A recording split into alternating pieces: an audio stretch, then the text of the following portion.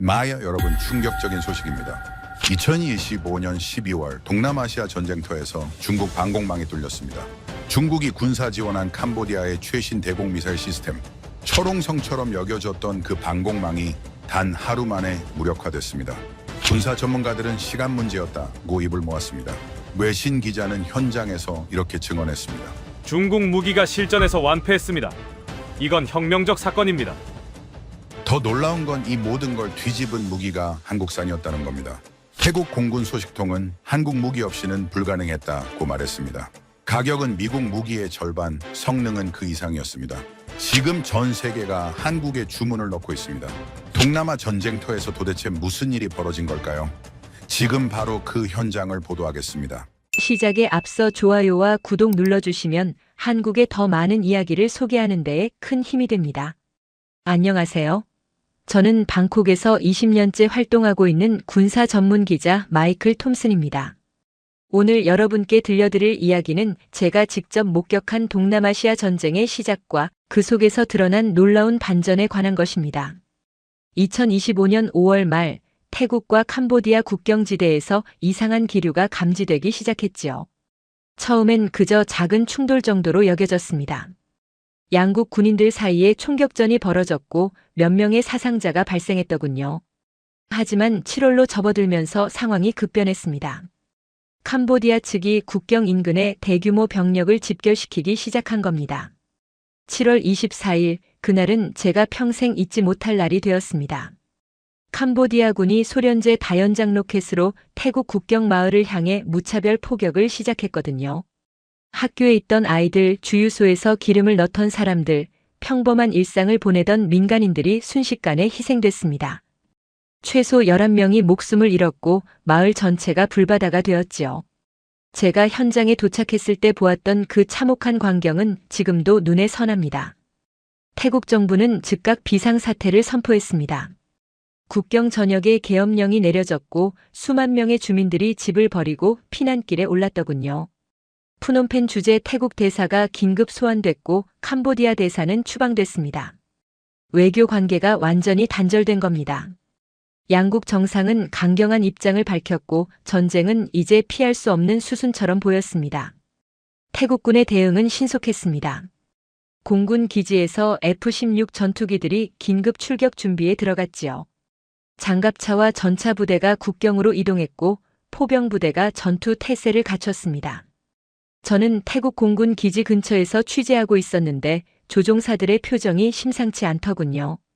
긴장감이 역력했습니다. 그런데 여기서 문제가 하나 있었습니다. 캄보디아가 만만한 상대가 아니었던 겁니다. 전투기는 한 대도 없었지만 중국으로부터 받은 최신형 대공미사일 시스템을 보유하고 있었거든요. 사거리가 50km에 달하는 이 미사일은 태국 전투기들에게 심각한 위협이었습니다. 태국 공군이 함부로 접근했다간 격추당할 수 있는 상황이었지요. 태국 공군 사령부는 고민에 빠졌습니다.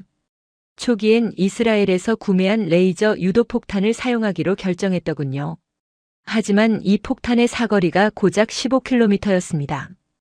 캄보디아의 중국산 대공미사일 사정권 안으로 들어가야만 공격할 수 있었던 겁니다. 조종사들은 극도의 위험에 노출될 수밖에 없었지요. 저는 태국 공군 기지에서 한 베테랑 조종사와 이야기를 나눴습니다. 그는 20년 경력의 F-16 파일럿이었는데 그날 그의 얼굴엔 걱정이 가득했더군요. 중국 미사일 사정권 안으로 들어간다는 건 목숨을 거는 일입니다. 우리에겐 더 나은 방법이 필요합니다. 그의 말에서 절박함이 느껴졌습니다. 바로 그때였습니다. 태국 공군 참모부에서 긴급 회의가 열렸고 한 가지 대안이 제시됐지요. 2년 전 한국에서 구매해 창고에 보관 중이던 정밀 유도 폭탄이 있었던 겁니다. 당시만 해도 훈련용으로만 사용하려고 했던 무기였는데 이제 그걸 실전에 투입해야 하는 상황이 온 것이었습니다. 솔직히 처음엔 반신반의했습니다. 한국산 무기라니 과연 실전에서 제대로 작동할까 하는 의구심이 들었거든요. 하지만 선택의 여지가 없었습니다. 이스라엘 무기로는 조종사들의 생명을 보장할 수 없었고 미국제 무기는 긴급 도입이 불가능했지요. 결국 태국 공군은 한국산 정밀 유도 폭탄을 사용하기로 최종 결정했습니다. 다음 날 새벽 태국 공군 기지는 분주하게 움직였습니다. 정비사들이 F-16 전투기에 한국산 폭탄을 장착하기 시작했더군요. 사거리 70km, 오차 3m라는 스펙을 가진 이 무기는 중국산 대공미사일. 사정권 밖에서도 정확한 타격이 가능했습니다. 조종사들의 표정이 조금씩 밝아지는 게 보였지요. 그날 오후 첫 번째 공습 작전이 시작됐습니다. 저는 공군 기지 관제탑 근처에서 그 순간을 지켜봤습니다. F-16 전투기 4대가 활주로를 박차고 하늘로 솟아올랐지요. 그 광경을 보면서 저는 알 수 없는 긴장감을 느꼈습니다. 과연 한국 무기가 제대로 작동할까, 조종사들은 무사히 돌아올 수 있을까 하는 걱정이 들었거든요. 약 1시간 뒤 무전이 들려왔습니다. 타격 성공. 귀환합니다. 조종사의 목소리엔 안도감이 묻어났더군요. 캄보디아 군사지휘소가 정확히 파괴됐고 전투기들은 단 한 발의 대공포도 맞지 않고 무사히 귀환했습니다. 한국산 무기가 완벽하게 작동한 겁니다. 그 순간 저는 깨달았습니다. 이건 단순한 무기 이상의 의미가 있다는 걸 말이지요. 한국이라는 나라가 이제 세계 군사 강국들과 어깨를 나란히 할 수 있는 수준에 도달했다는 사실을 실감했습니다. 그리고 이 전쟁의 판도가 완전히 바뀔 거라는 예감이 들었지요. 그런데 여기서 한 가지 의문이 들었습니다. 캄보디아는 전투기 한 대 제대로 운용하지 못하는 나라였거든요. 그런데 어떻게 태국 공군을 위협할 수 있었을까요? 답은 간단했습니다. 중국이 뒤에 있었던 겁니다. 저는 전쟁이 시작되기 몇 년 전부터 캄보디아와 중국의 군사 협력을 주시해왔습니다. 1대1로 사업이라는 이름으로 중국은 캄보디아에 엄청난 자금을 쏟아부었지요. 도로, 항만, 공항 건설은 물론이고 군사기지까지 확장해줬습니다. 그리고 그 대가로 캄보디아는 중국의 동남아시아 전초기지 역할을 하게 됐더군요. 특히 눈여겨봐야 할 건 방공 시스템이었습니다. 중국은 캄보디아에 최신형 대공미사일을 제공했거든요. 사거리가 50km에 달하는 이 무기는 중국군이 직접 사용하는 것과 동일한 사양이었습니다. 단순히 무기만 판 게 아니라 중국 기술자들이 직접 와서 설치하고 훈련까지 시켰지요.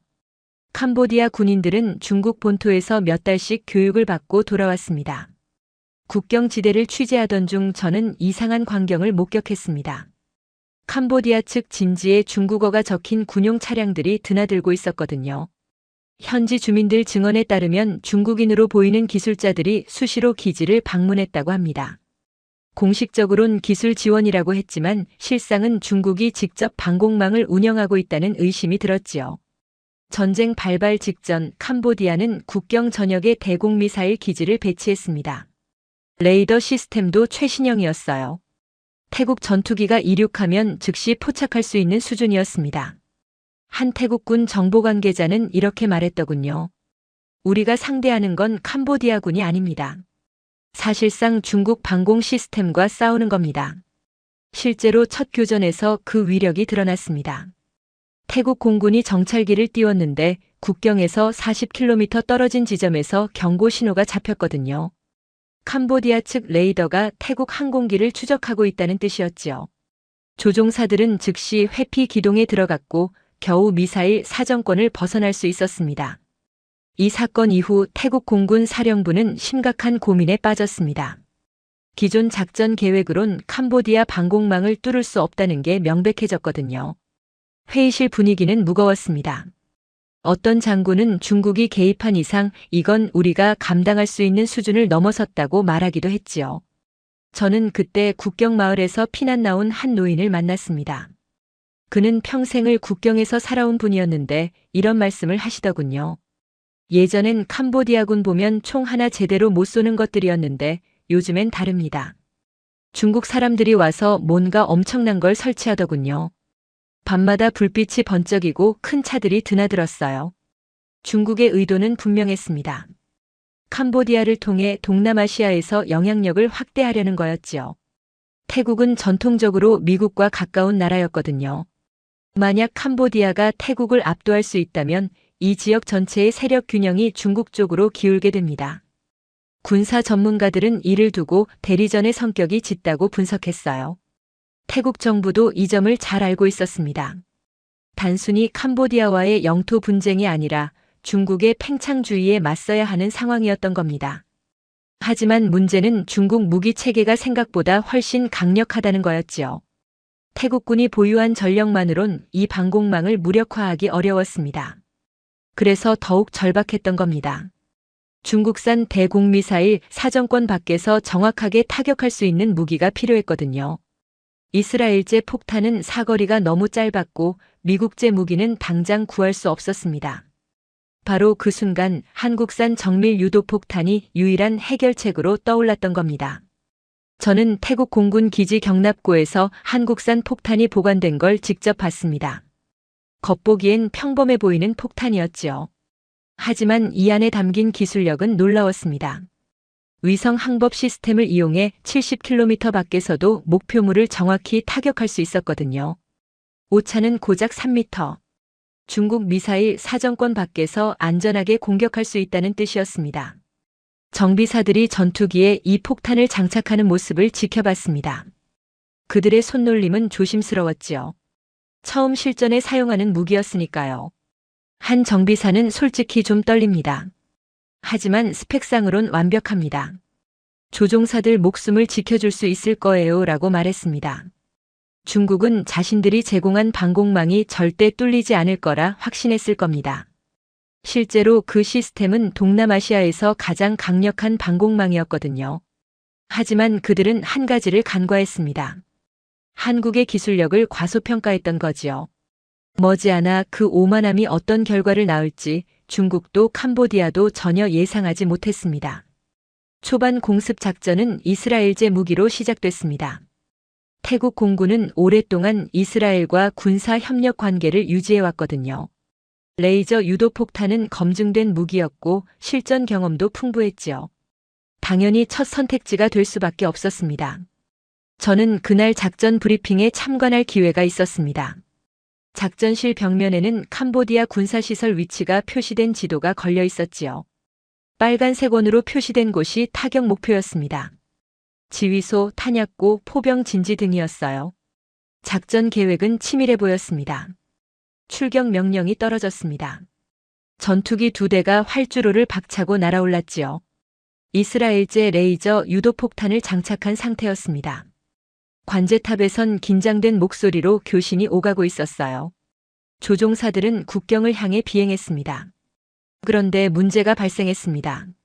목표물까지 거리가 15km 이내로 접근해야 폭탄을 투하할 수 있었거든요. 하지만 캄보디아의 중국산 대공미사일 사정권이 50km였습니다. 조종사들은 적 미사일 사정권 한가운데로 들어가야 했던 겁니다. 경고음이 울렸습니다. 캄보디아 측 레이더가 태국 전투기를 포착했다는 신호였지요. 조종사는 즉시 회피 기동에 들어갔습니다. 고도를 낮추고 방향을 바꾸고 속도를 높였어요. 하지만 레이저 유도폭탄의 특성상 목표물을 정확히 조준하려면 일정 시간 동안 안정적으로 비행해야 했습니다. 미사일 발사 경고가 떴습니다. 캄보디아가 대공미사일을 쏜 거였지요. 조종사는 폭탄 투하를 포기하고 급선회했습니다. 플레어를 뿌리며 미사일을 회피했어요. 가까스로 격추는 면했지만 임무는 실패로 돌아갔습니다. 기지로 돌아온 조종사의 얼굴엔 땀이 흥건했습니다. 그는 보고하면서 이렇게 말했지요. 저 거리까지 들어간다는 건 자살 행위나 다름없습니다. 미사일을 피하면서 정확한 조준을 하는 건 불가능합니다. 작전실 분위기가 싸늘하게 식었어요. 다음 시도도 마찬가지였습니다. 이번엔 4대의 전투기가 출격했지요. 한 대가 미끼가 되어 미사일을 유인하는 동안 나머지가 폭격하는 전술이었습니다. 하지만 캄보디아 방공망은 여러 목표를 동시에 추적할 수 있었어요. 결국 이번에도 폭탄을 제대로 투하하지 못하고 돌아와야 했습니다. 저는 경납고에서 한 베테랑 조종사와 대화를 나눴습니다. 그는 20년 넘게 전투기를 몰았던 사람이었는데 이런 말을 하더군요. 이스라엘 무기가 나쁜 건 아닙니다. 다만 상황이 맞지 않아요. 중동 지역에선 효과적이었겠지만 여기선 다릅니다. 적의 방공망이 너무 강력해요. 문제는 시간이었습니다. 매일 캄보디아군은 태국 국경 마을을 향해 로켓을 쏘아댔거든요. 민간인 피해가 계속 늘어났습니다. 여론은 악화됐고 정부는 압박을 받았지요. 빨리 캄보디아 포병 진지를 무력화해야 했습니다. 태국 공군 사령부는 긴급 대책 회의를 열었습니다. 어떤 이는 적어도 침투 작전을 제안했지요. 레이더에 걸리지 않게 나무 높이로 날아가서 폭격하자는 겁니다. 하지만 그건 더 위험했습니다. 캄보디아는 휴대용 대공 미사일도 보유하고 있었거든요. 또 다른 이는 순항 미사일을 사용하자고 했습니다. 하지만 태국이 보유한 순항 미사일은 숫자가 제한적이었어요. 게다가 가격도 비쌌지요. 장기전으로 가면 감당하기 어려웠습니다. 이스라엘에 긴급 추가 구매를 타진하기도 했습니다. 더 긴 사거리를 가진 무기가 있는지 문의했지요. 하지만 납기가 문제였습니다. 당장 필요한데 몇 달을 기다릴 수 없었거든요. 전쟁은 지금 벌어지고 있었으니까요. 조종사들의 사기도 떨어졌습니다. 출격할 때마다 목숨을 걸어야 했거든요. 한 조종사는 유서까지 써놨다고 했습니다. 가족들에게 마지막 인사를 하고 전투기에 올라탔다는 거예요. 이건 정상적인 작전이 아니었습니다. 저는 그때 깨달았습니다. 아무리 좋은 무기라도 상황에 맞지 않으면 쓸모없다는 걸 말이지요. 이스라엘제 레이저 유도폭탄은 분명 우수한 무기였습니다. 하지만 중국산 장거리 대공 미사일 앞에선 한계가 명확했어요. 태국군 수뇌부는 결단을 내려야 했습니다. 이대로 가다간 전쟁에서 질 수도 있었거든요. 제공권을 장악하지 못하면 지상전도 불리해집니다. 캄보디아군이 계속 포격을 해대는 동안 태국 공군은 속수무책이었으니까요. 바로 그 절박한 순간 누군가 제안했습니다. 한국에서 산 폭탄이 있지 않습니까? 처음엔 다들 반신반의했지요. 실전에서 한 번도 써보지 않은 무기였으니까요. 하지만 다른 선택지가 없었습니다. 사거리 70km, 중국 미사일보다 20km나 더 멀리서 쏠 수 있는 이 무기가 마지막 희망이었습니다. 브리핑이 시작됐습니다. 이번 작전은 달랐지요. 목표 지점에서 70km 떨어진 곳에서 폭탄을 투하한다는 겁니다. 캄보디아 대공 미사일 사정권 완전히 바뀌었어요. 조종사들의 표정이 밝아졌습니다. 위험 부담이 확 줄어든 거였으니까요. 출격 시간이 됐습니다. 조종사는 헬멧을 쓰고 전투기에 올라탔지요. 엔진이 굉음을 내며 돌아갔습니다. 관제탑과 최종 교신을 마친 뒤 활주로로 향했어요. 속도가 붙으면서 전투기가 하늘로 치솟았습니다. 저는 관제실에서 무전을 들었습니다. 조종사가 목표 지역으로 접근한다는 보고가 들려왔지요. 하지만 이번엔 국경 가까이 가지 않았습니다. 안전한 거리를 유지하면서 비행했어요. 레이더 경고음도 울리지 않았습니다. 목표 좌표가 입력됐습니다. 전투기 컴퓨터가 자동으로 최적의 투하 지점을 계산했지요. 조종사는 그 지시를 따라 고도와 속도를 조정했습니다. 긴장되면서도 차분한 목소리였어요. 투하 버튼이 눌렸습니다. 폭탄이 전투기에서 분리되면서 날개가 펼쳐졌지요. 마치 새가 날갯짓하는 것처럼 보였습니다. 위성 항법 장치가 작동하면서 목표 지점을 향해 활공하기 시작했어요. 조종사는 즉시 귀환 명령을 받았습니다. 더 이상 위험 지역에 머물 필요가 없었거든요. 전투기는 빠르게 방향을 틀어 기지로 돌아왔지요. 무전으로 임무 완료 귀환합니다라는 목소리가 들렸습니다. 폭탄은 70km를 날아갔습니다. 캄보디아 군사 지휘소 상공에 도달했지요. 그리고 정확히 건물 지붕을 관통했습니다. 오차 3m 이내였어요. 폭발이 일어났고 지휘소 건물이 무너졌습니다. 위성 사진이 들어왔습니다. 목표물이 완전히 파괴된 게 확인됐지요. 주변 건물은 멀쩡했습니다. 정밀 타격이 성공한 겁니다. 작전실에서 환호성이 터져 나왔어요. 귀환한 조종사는 흥분을 감추지 못했습니다. 믿을 수 없었습니다. 적 미사일 경고도 없었고 대공포도 한 발 안 날아왔어요. 안전한 거리에서 폭탄만 떨어뜨리고 왔습니다. 이게 진짜 전쟁 맞나 싶었어요. 공군 사령관은 즉시 추가 작전을 명령했습니다. 남은 한국산 폭탄을 모두 활용하기로 한 거였지요. 다음 목표는 캄보디아 탄약고와 포병 진지였습니다. 같은 방식으로 작전이 진행됐어요. 하루 사이에 캄보디아 주요 군사시설 5곳이 파괴됐습니다. 모두 한국산 정밀 유도 폭탄으로 타격한 거였지요. 태국 전투기는 단 한 대도 손실 없이 모든 임무를 완수했습니다. 조종사들의 사기가 치솟았어요. 저는 그날 밤 한 조종사와 술잔을 나눴습니다. 그는 감격스러운 표정으로 말했지요. 이스라엘 무기 쓸 땐 출격할 때마다 유서를 썼어요. 하지만 한국 무기는 다릅니다. 안전하게 임무를 수행하고 돌아올 수 있어요. 조종사로서 이보다 고마운 게 어디 있겠습니까?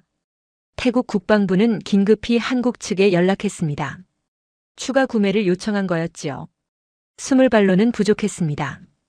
전쟁은 계속되고 있었고 타격해야 할 목표가 수십 곳 더 남아 있었거든요. 한국 정부는 신속하게 대응했습니다.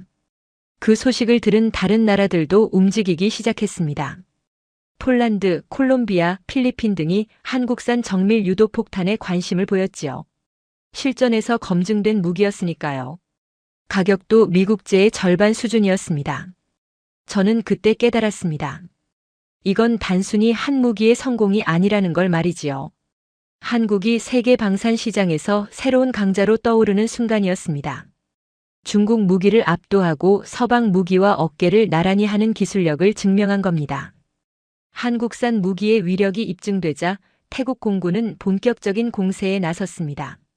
추가로 확보한 정밀 유도 폭탄이 도착했고 매일같이 출격 횟수가 늘어났지요. 캄보디아 방공망은 속수무책이었습니다.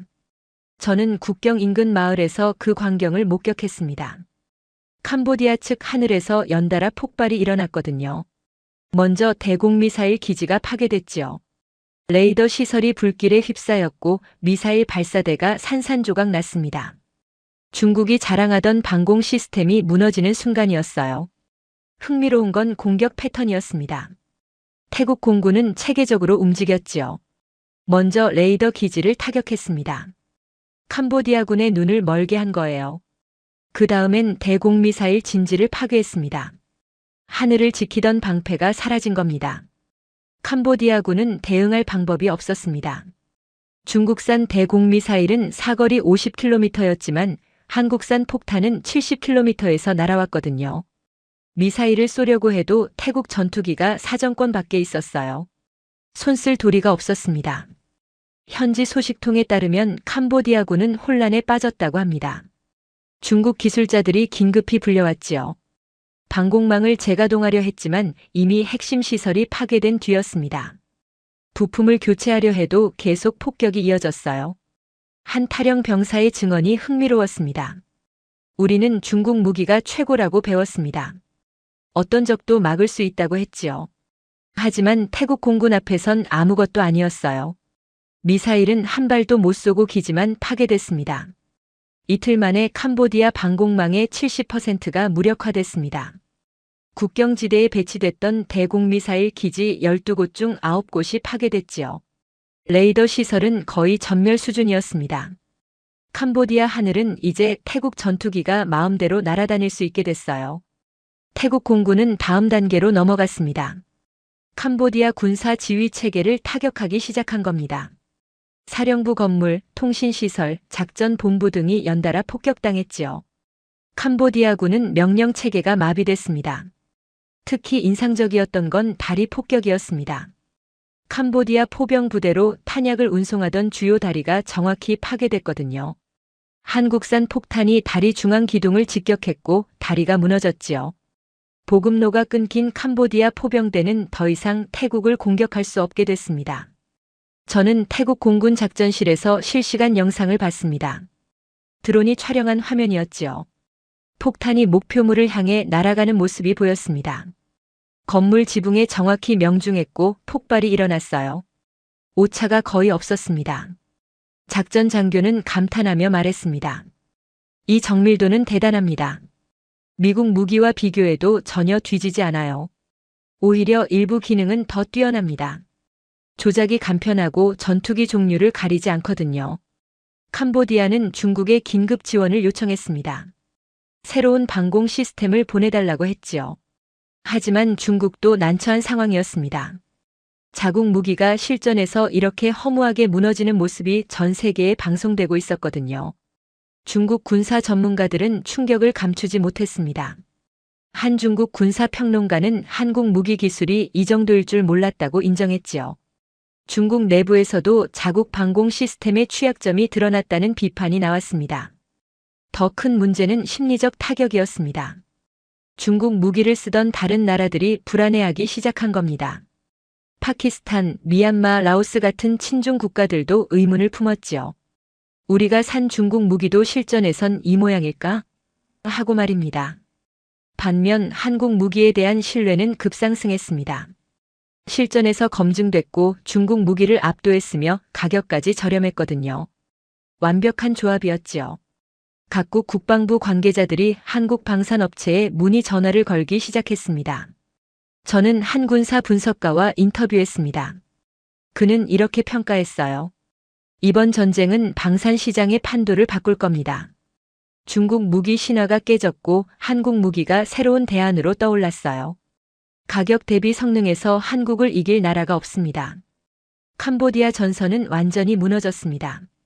방공망 없이는 전쟁을 지속할 수 없었거든요.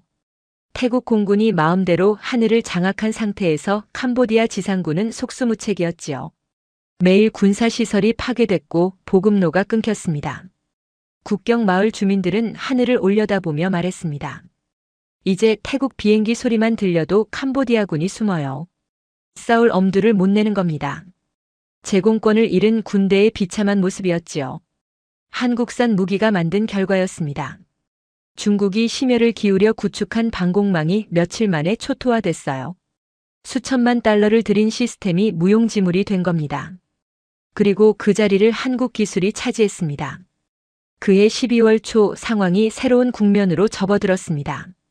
캄보디아가 방공망을 잃자 태국은 더 이상 망설일 이유가 없었거든요. 국경 전역으로 작전 범위를 확대하기로 결정했지요. 전면전이 시작된 겁니다. 저는 국경지대 곳곳을 취재하며 다녔습니다. 전쟁의 참상을 직접 목격했지요. 마을마다 폐허가 됐고 사람들은 짐을 싸서 피난길에 올랐습니다. 어린아이를 업은 어머니들, 지팡이를 짚은 노인들이 줄지어 걷고 있었어요. 피난민 숫자가 급증했습니다. 처음엔 몇만 명 수준이었는데 전면전이 시작되자 수십만 명으로 늘어났지요. 캄보디아 정부 발표로만 50만 명이 넘었습니다. 태국 측도 20만 명 이상이 피난했어요. 합치면 70만 명이 넘는 사람들이 집을 떠난 겁니다. 피난민 캠프를 방문했습니다. 텐트가 끝없이 이어져 있었지요. 사람들은 불안한 표정으로 앉아 있었습니다. 한 캄보디아 여성은 울먹이며 말했어요.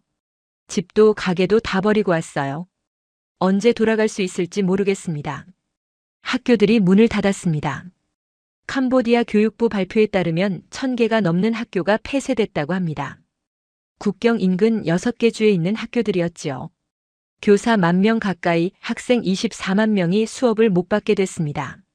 한 초등학교 교사를 만났습니다. 그는 한숨을 쉬며 말했지요.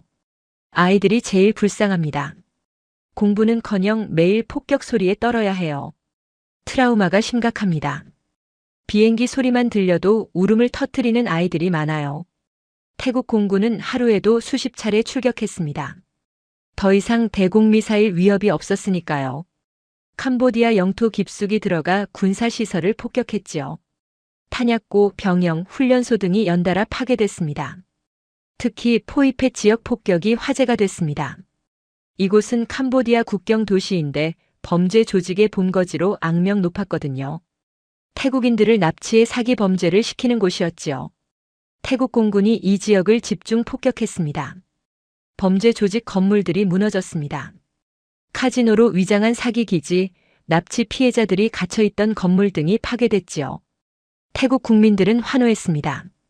드디어 악의 소굴이 사라졌다고 말했어요. 하지만 민간인 피해도 있었습니다.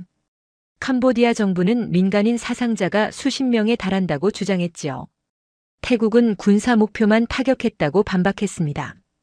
진실은 알 수 없었어요. 전쟁터에선 늘 그렇듯이 말입니다. 지상군도 움직였습니다. 태국 육군이 국경을 넘어 캄보디아 영토로 진격하기 시작한 겁니다. 주요 고지를 점령했지요. 캄보디아군은 저항했지만 공중 지원 없이는 역부족이었습니다. 한 전투에서 태국군은 캄보디아군 진지를 점령했습니다. 그곳에서 중국제 무기들이 대량으로 발견됐지요. 최신형 대전차 미사일, 로켓포, 통신 장비 등이었습니다. 중국이 얼마나 캄보디아를 지원했는지 알 수 있었어요. 캄보디아 정부는 국제사회에 도움을 요청했습니다. 유엔 안전보장이사회에 긴급 회의를 소집해달라고 했지요. 하지만 효과는 미미했습니다. 강대국들은 각자 이해관계가 달랐거든요. 미국 트럼프 대통령이 중재에 나섰습니다. 양국 정상과 전화 통화를 했지요. 전쟁을 멈추지 않으면 무역 협상도 없다고 압박했습니다. 태국과 캄보디아 모두 미국 시장이 중요했거든요. 휴전 회담이 열렸습니다. 말레이시아 수도 쿠알라룸푸르에서였지요. 양국 대표들이 한자리에 모였습니다.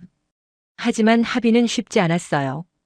태국은 영토 양보를 요구했고 캄보디아는 받아들일 수 없다고 버텼습니다. 회담이 진행되는 동안에도 전투는 계속됐습니다. 태국 공군은 매일 폭격을 이어갔지요. 캄보디아는 항의했지만 소용없었습니다. 힘의 우위가 명확한 상황에서 협상은 공허했어요. 저는 그때 한 캄보디아 외교관과 대화를 나눴습니다. 그는 절망적인 표정으로 말했지요. 중국 무기를 믿었는데 배신당한 기분입니다. 수천만 달러를 들여 방공망을 구축했지만 며칠 만에 무너졌어요. 한국 무기 앞에서 아무 소용이 없었습니다. 캄보디아 내부에서도 불만이 터져나왔습니다. 왜 중국 무기만 믿었냐는 비판이었지요. 야당 인사들은 정부를 공격했습니다. 중국에 의존한 결과가 이 꼴이다. 우리 국민만 죽어나간다고 말했어요. 훈센 상원의장은 궁지에 몰렸습니다. 오랫동안 친중 노선을 걸어왔는데 그 대가가 참담했거든요. 중국은 말로만 지원하겠다고 했지 실제론 아무것도 해주지 않았습니다. 외교적 항해 성명만 냈을 뿐이었어요. 전쟁은 한 달째 이어졌습니다. 캄보디아 경제는 마비됐지요. 관광객이 끊겼고 공장들이 멈췄습니다. 국경 무역도 중단됐어요. 하루하루 손실이 눈덩이처럼 불어났습니다. 태국도 피해가 없진 않았습니다. 전쟁 비용이 막대했거든요. 하지만 캄보디아보다는 훨씬 나았지요. 경제 규모가 17배나 컸고 국제 지원도 받았습니다. 버틸 수 있는 여력이 있었어요. 결정적 차이는 하늘이었습니다. 제공권을 장악한 태국은 언제든 캄보디아를 타격할 수 있었지요. 반면 캄보디아는 방어할 수단이 없었습니다. 전쟁의 결과는 이미 정해진 것이나 다름없었어요. 전쟁 소식은 전 세계로 퍼져나갔습니다. 특히 군사 전문가들 사이에서 화제가 됐지요. 중국 방공망을 뚫은 한국 무기에 대한 관심이 폭발적으로 증가했습니다. 저는 국제방산 전시회에 참석했습니다. 그곳에서 한국 무기 부스 앞엔 사람들이 줄을 섰더군요. 각국 국방부 관계자들이 설명을 들으려고 기다리고 있었습니다. 이런 광경은 처음 봤어요. 한 폴란드 장성과 대화를 나눴습니다. 그는 흥분된 목소리로 말했지요. 동남아 전쟁을 지켜봤습니다. 놀라웠어요. 중국 방공 시스템이 한국 무기 앞에서 무력화되는 걸 봤거든요. 우리도 러시아와 국경을 맞대고 있는데 이런 무기가 필요합니다. 폴란드는 즉시 한국과 계약을 체결했습니다. 정밀 유도폭탄 수백 발을 주문했지요. 단순히 완제품만 사는 게 아니라 현지 생산 기술까지 이전받기로 했습니다. 엄청난 규모의 계약이었어요. 콜롬비아도 움직였습니다. 남미 국가들은 대부분 미국 무기를 썼는데 가격이 부담스러웠거든요. 한국 무기는 절반 가격에 성능은 비슷했지요. 콜롬비아 국방부 장관이 직접 한국을 방문했습니다. 동남아시아 국가들의 반응이 특히 뜨거웠습니다. 필리핀은 이미 한국산 경전투기를 운용하고 있었는데 정밀 유도폭탄을 추가로 주문했지요. 인도네시아와 말레이시아도 관심을 보였습니다. 흥미로운 건 베트남이었습니다. 전통적으로 러시아 무기를 써왔던 나라인데 한국 무기를 검토하기 시작한 겁니다. 한 베트남 군 관계자는 실전 검증이 가장 중요하다. 한국 무기는 이미 증명했다고 말했어요. 중동 국가들도 줄을 섰습니다. 사우디아라비아는 이미 한국 무기를 쓰고 있었지만 추가 주문을 넣었지요. 아랍에미리트도 관심을 표명했습니다. 이란과의 긴장 관계 속에서 검증된 무기가 필요했거든요.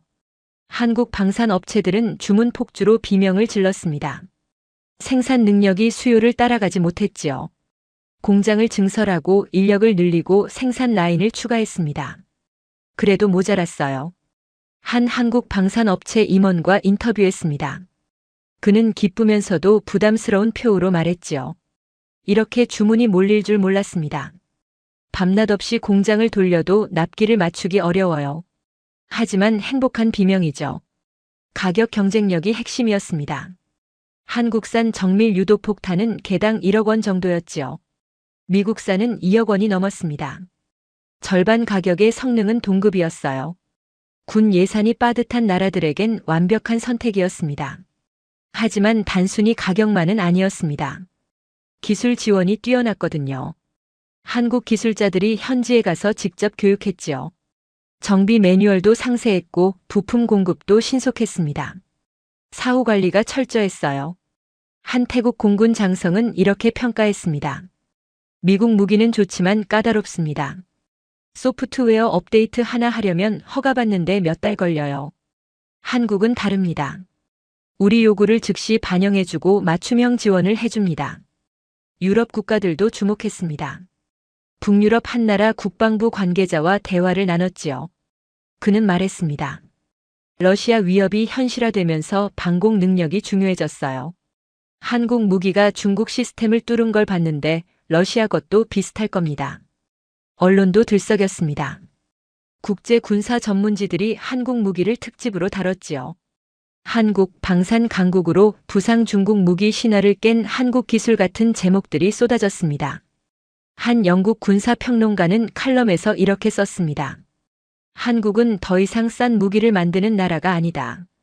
첨단 기술로 무장한 방산 강국이다. 실전 검증까지 마쳤으니 이제 세계 시장은 한국 것이다. 중국 반응이 흥미로웠습니다. 공식적으론 아무 말도 안 했지요. 하지만 내부적으론 충격이 컸습니다. 중국 군사 전문가들이 긴급 세미나를 열고 자국 무기 체계를 재검토하기 시작했거든요. 한 중국 군사 평론가는 익명으로 이렇게 말했습니다. 우리는 한국을 과소평가했다. 반도체나 만드는 나라로 봤는데 무기도 세계 최고 수준이었다. 이건 중국의 큰 교훈이다. 중국 무기를 쓰던 나라들이 불안해했습니다. 파키스탄, 미얀마, 방글라데시 등이었지요. 우리가 산 중국 방공 시스템도 실전에선 쓸모없는 거 아니냐는 의구심이 퍼졌습니다. 실제로 일부 나라는 중국 무기 계약을 재검토했습니다. 한 동남아 국가는 중국과 체결한 방공 시스템 도입 계약을 취소하고 한국과 협상을 시작했지요. 중국으론선 당황스러운 일이었습니다. 미국도 긴장했습니다. 한국이 방산 시장에서 강력한 경쟁자로 떠올랐거든요. 특히 중저가 시장에서 한국 무기가 미국 것을 밀어내기 시작했어요. 가격 대비 성능에서 한국을 이기기 어려웠습니다. 하지만 한미 동맹 차원에서 협력도 이루어졌습니다. 미국은 한국 무기를 자국 무기 체계와 통합하는 방안을 검토했지요. 상호 보완적 관계를 구축하려 한 겁니다. 경쟁하되 협력하는 구도였어요. 저는 한국 국방부 관계자와 인터뷰했습니다. 그는 조심스럽게 말했지요. 갑자기 주목받으니 부담도 큽니다. 하지만 우리 기술력을 세계에 증명했다는 자부심도 있어요. 앞으로 더 발전하겠습니다. 한국 무기는 이제 세계 시장에서 확고한 위치를 차지했습니다. 동남아 전쟁터가 그 무대였지요. 중국 방공망을 뚫고 전쟁의 판도를 바꾸며 한국 기술의 우수성을 만천하에 알렸습니다. 저는 이 전쟁을 취재하며 한 가지 확실한 사실을 깨달았습니다. 한국 무기가 세계 최고 수준이라는 건 말이지요. 단순히 가격이 싸서가 아니라 진짜 실력으로 증명했습니다. 전쟁터에서 만난 태국 조종사들은 한결같이 말했습니다. 한국 무기가 없었다면 우리는 이 전쟁을 치를 수 없었을 겁니다. 한 베테랑 파일럿은 제 손을 꼭 잡으며 이렇게 말했지요. 20년간 미국제, 유럽제, 이스라엘제 무기를 다 써봤지만 한국 무기만큼 완벽한 건 처음입니다. 무엇이 그렇게 특별했을까요? 첫째는 실용성이었습니다. 복잡한 설정이 필요 없었거든요. 전투기에 장착만 하면 바로 작동했지요. 미국 무기는 소프트웨어 업데이트에 몇 주씩 걸렸는데 한국 무기는 당장 쓸 수 있었습니다. 한 정비사는 감탄하며 말했습니다. 매뉴얼을 보는 순간 깜짝 놀랐어요. 이렇게 친절할 수가 없습니다. 사진과 그림으로 단계별로 설명돼 있었거든요. 처음 다루는 무기인데도 1시간 만에 완벽히 이해했어요. 둘째는 정확성이었습니다. 오차 3m라는 수치가 얼마나 대단한지 아십니까? 70km 밖에서 쏜 폭탄이 목표물 3m 이내로 떨어진다는 겁니다. 건물 한 채를 정확히 타격할 수 있는 수준이지요. 실제로 한 작전에서는 캄보디아 탄약고만 골라서 파괴했습니다. 바로 옆 민간 건물은 멀쩡했어요. 이게 가능했던 건 한국 무기의 정밀함 덕분이었습니다. 태국 작전 책임자는 부수적 피해를 최소화할 수 있었다고 평가했지요. 셋째는 생존성이었습니다. 조종사들이 가장 중요하게 여기는 부분이었어요. 적 미사일 사정권 밖에서 공격할 수 있다는 건 목숨을 지킨다는 뜻이었거든요. 한 조종사는 눈물을 글썽이며 말했습니다. 저는 두 아이의 아버지입니다. 한국 무기 덕분에 가족을 다시 만날 수 있었어요. 이스라엘 무기를 쓸 땐 매번 죽음의 공포를 느꼈다고 합니다. 적 미사일 경고음이 울릴 때마다 심장이 멎는 것 같았대요. 하지만 한국 무기는 안전한 거리에서 임무를 수행할 수 있게 해줬지요. 넷째는 신뢰성이었습니다. 20발을 쏘면 20발이 다 정확히 작동했어요. 고장이나 오작동이 단 한 건도 없었습니다. 태국 공군 정비 책임자는 믿을 수 없을 정도로 완벽했다고 말했지요. 한무기 전문가는 이렇게 분석했습니다. 한국은 제조업 강국입니다. 반도체, 자동차, 조선에서 쌓은 품질 관리 노하우가 무기에도 그대로 적용됐어요. 불량률이 거의 제로에 가깝습니다. 세계가 주목한 건 당연했습니다. 실전에서 이렇게 완벽한 성능을 보인 무기가 드물었거든요. 한 유럽 국가 장성은 감탄하며 말했습니다. 한국 기술이 이 정도인 줄 몰랐습니다. 반도체만 잘 만드는 줄 알았는데 무기도 세계 최고 수준이네요. 우리 군도 한국 무기를 도입해야겠습니다. 중국은 충격에 빠졌습니다. 자국 무기가 한국 무기에 완패했거든요.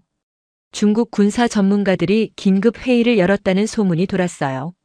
무엇이 문제였는지 분석하고 개선책을 찾으려 했습니다. 한 중국 군사평론가는 익명으로 이렇게 말했습니다. 한국을 얕봤다. 그들은 이미 우리를 넘어섰다. 방공 시스템뿐 아니라 여러 분야에서 한국이 앞서 있다. 이건 중국의 경종을 울리는 사건이다. 중국 무기를 쓰던 나라들이 불안해했습니다. 우리 방공망도 실전에선 쓸모없는 거 아냐? 하는 의구심이 퍼졌지요. 실제로 일부 국가는 중국 무기 계약을 취소하고 한국과 협상을 시작했습니다. 미국도 한국을 다시 봤습니다. 더 이상 무기를 받기만 하는 나라가 아니었거든요. 이제는 세계 시장에서 경쟁하는 강자였습니다. 미국 국방부는 한국과의 협력을 강화하기로 결정했어요. 한미 합동 무기 개발 프로젝트가 추진됐습니다. 미국의 첨단 기술과 한국의 생산 능력을 결합하기로 한 거였지요. 경쟁 관계이면서도 협력하는 새로운 구도가 만들어졌습니다. 저는 한 한국 외교관과 대화를 나눴습니다. 그는 감격스러운 표정으로 말했지요. 불과 70년 전만 해도 우리는 전쟁의 폐허 속에 있었습니다. 남의 무기에 의존해 겨우 나라를 지켰어요. 이제는 우리 무기로 다른 나라를 돕고 있습니다. 동남아 전쟁터가 보여준 건 명확했습니다. 한국이 진짜 기술 강국이라는 건 말이지요. 반도체, 조선, 자동차에 이어 이제 방산까지 한국은 세계 정상급 기술을 보유했습니다. 무엇보다 중요한 건 실전 검증이었습니다. 아무리 좋은 무기라도 실전에서 써보기 전엔 알 수 없거든요. 한국 무기는 가장 치열한 전쟁터에서 완벽함을 입증했습니다. 수십 년간 쌓아온 기술력, 완벽을 추구하는 장인 정신, 끊임없이 개선하려는 노력이 만든 결과였습니다. 한국 엔지니어들의 밤샘 작업, 연구원들의 헌신, 기업들의 투자가 모여 이뤄낸 성과였어요. 저는 한국에 대한 존경심을 감출 수 없었습니다. 외국인 기자로서 객관적이어야 하지만 한국의 성취는 정말 대단했거든요. 폐허에서 시작해 세계 10위권 경제 대국이 되고 이제는 방산 강국까지 됐습니다. 태국 공군 사령관은 기자회견에서 이렇게 말했습니다. 한국에 감사합니다. 한국 무기가 우리 조종사들의 목숨을 구했고 이 전쟁에서 우위를 점하게 해줬습니다. 한국은 진정한 우방입니다. 앞으로 세계 방산 시장은 한국 중심으로 재편될 겁니다. 이미 그 조짐이 보였거든요. 한국 무기를 찾는 나라들이 줄을 섰고 주문이 폭주했으며 기술 이전 요청이 쏟아졌습니다. 한국의 미래는 밝습니다. 기술로 세계를 선도하고 품질로 신뢰를 얻고 가격으로 경쟁력을 갖췄거든요. 완벽한 조합이었지요. 동남아 전쟁터가 그걸 증명했습니다. 저는 이 이야기를 전 세계에 알릴 겁니다. 한국 무기가 얼마나 뛰어난지, 한국 기술이 얼마나 위대한지 말이지요. 중국 방공망을 뚫은 그 순간은 역사의 길이 남을 겁니다. 한국인 여러분 자랑스러워하십시오. 여러분 나라가 만든 무기가 세계 최고입니다. 이건 제가 20년간 군사 전문 기자로 활동하며 내린 결론입니다. 한국의 위대함을 온 세상이 목격했습니다. 오늘 사연은 여기까지입니다. 세계가 놀란 한국 무기 실전 스토리 어떠셨나요? 사연의 주인공에게 응원의 댓글을 남겨주세요. 지금까지 감동정거장에서 사연 전해드렸습니다. 사연이 마음에 드셨다면 좋아요와 구독 부탁드립니다. 시청해주셔서 감사합니다.